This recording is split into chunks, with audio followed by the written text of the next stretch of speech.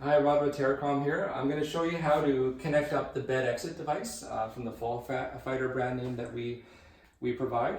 So we have four components to this system. You have the bed pad, you have the connector cord, the controller, and the transformer. So on the controller, it has just a single button on it, just a reset button, which I'll show you in a separate video how we actually use the system. But one thing you want to make sure on the back of the controller in the little back entranceway, you open it up and we want to make sure we have certain switches set a certain way. The tone we've been leaving at number 1, which is all the way over to the left, and all this is written on the inside door here. As for the volume, we put it all the way down to low. For the beep, which I'll show you when I do an instruction video on how this works, how loud we want it, but we want it the lowest.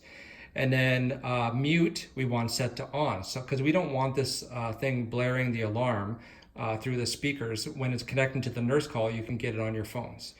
So one other thing that you need to set, and I know this is a little bit tricky to get to, but this little hole you see here, right inside there's a couple little switches. You can't see it that great on the video.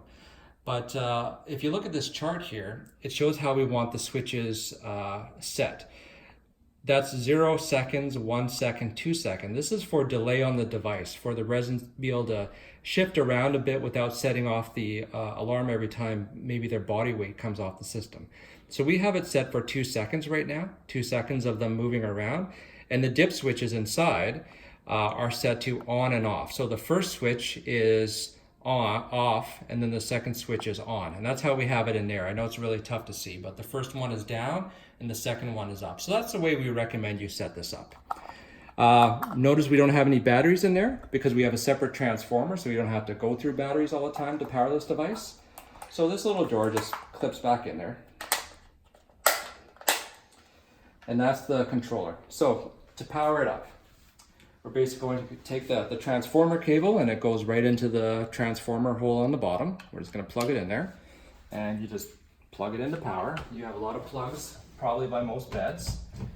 Plug it. You may get a beep there, nothing to worry about.